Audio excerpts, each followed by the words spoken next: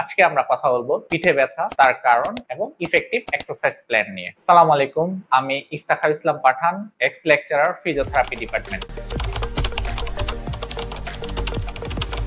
পিঠে ব্যথার বেশ কমন একটি কারণ হচ্ছে মেকানিক্যাল পেন। মেকানিক্যাল পেন হওয়ার প্রধান কারণই হচ্ছে আমাদের ভুল অভ্যাসগত কারণ। বেশি হয় মূলত যারা অফিসে ডেস্ক জব করেন, কম্পিউটার চালান, ল্যাপটপ চালান অথবা দীর্ঘক্ষণ ঝুঁকে মোবাইল চালান, তাদেরই এই মেকানিক্যাল পেনটা হয়ে থাকে। মেকানিক্যাল পেনটি মূলত হয় পিঠের মাংসপেশির এক ধরনের ইমব্যালেন্সের কারণে। কিছু মাংসপেশি ওভার অ্যাক্টিভ বা টাইট হয়ে পড়ে, আমাদের ল্যাটিসমাস ডরসি, ট্রাপিজিয়াস, এগুলো ওভার অ্যাক্টিভ হয়ে যায়। আবার কিছু মাংসপেশি উইক হয়ে পড়ে, rhomboid major minor muscle, serratus anterior muscle. এই যে ইমব্যালেন্স হয়, এই ইমব্যালেন্সের কারণে মেকানিক্যাল পেইনটা হয়। এখন আমরা দেখব পিঠে ব্যথার কিছু সহজ এক্সারসাইজ যেটা আমরা ঘরে বসেই করতে পারি। এক নাম্বার, স্ট্রেচিং এক্সারসাইজ। প্রথমে আমরা হাতটাকে এই পজিশনে নিব, আমার অপর হাত দিয়ে এভাবে শক্ত করে ধরে রাখবো। এভাবে ধরে আমার টান টান করে রাখবো এবং 10 সেকেন্ড পর্যন্ত হোল্ড করে রাখবো। এভাবে 1 থেকে 10 পর্যন্ত কাউন্ট করব। ঠিক সেম ভাবে অপোজিট হাতেও হাতটাকে এভাবে লম্বা করলাম, আমার হাতটাকে ধরে এইভাবে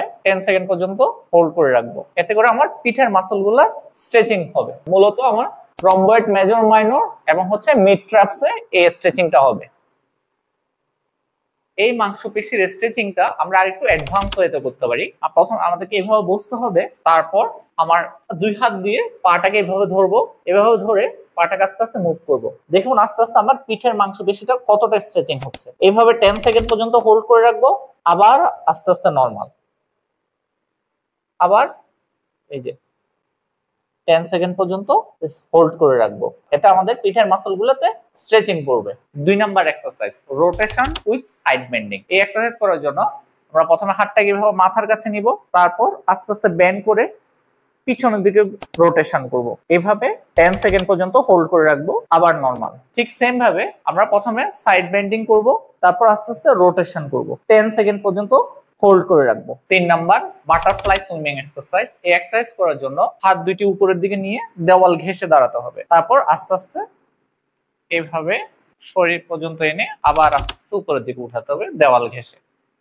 এই এক্সারসাইজ করার সময় আমার rhomboid major minor muscle, serratus anterior muscle এবং মিড ট্রাপস একত্রে অ্যাক্টিভেট হবে। 4 নাম্বার, নি টু চেস্ট এক্সারসাইজ। এই এক্সারসাইজটা করার জন্য আমরা প্রথমে শুয়ে পড়বো। শুয়ে আমরা পা দুটি বুকের কাছে নিয়ে যতদূর পারি নিয়ে আসবো। এভাবে 10 সেকেন্ড পর্যন্ত হোল্ড করব, আবার ছেড়ে দেব, আবার 10 সেকেন্ড পর্যন্ত হোল্ড করব, আবার ছেড়ে দেব। এটা অনেকটা ট্রাকশনের মতো কাজ করে। এই এক্সারসাইজটা আমরা একটু অ্যাডভান্স ওয়েতে করতে পারি। প্রথমে আমরা এই পজিশনে থাকবো, তারপর এইভাবে আসবো, শরীরটাকে পিছু নিয়ে আস্তে আস্তে এইভাবে পিছনে পুশ করব, 10 সেকেন্ড পর্যন্ত হোল্ড করব, আবার নরমাল, আবার পিছনের দিকে পুশ করব, আবার নরমাল। এতে করে আমার পিঠের মাসল স্ট্রেচ করবে, আমার একই সাথে পেক্টোরালিস মেজর মাইনর মাসলগুলো তো স্ট্রেচ করবে।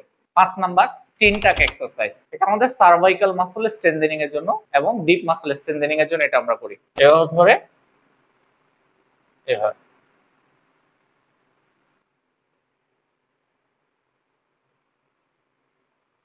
এই এক্সারসাইজগুলো নিয়মিত করলে পিঠের ব্যথা অনেকটাই কমে যাবে। আপনাদের কোনো কিছু জানার থাকলে কমেন্টে জানান। পরবর্তীতে দেখা হবে অন্য কোনো ভিডিওতে। সেই পর্যন্ত ভালো থাকুন, সুস্থ থাকুন। আসসালামু আলাইকুম।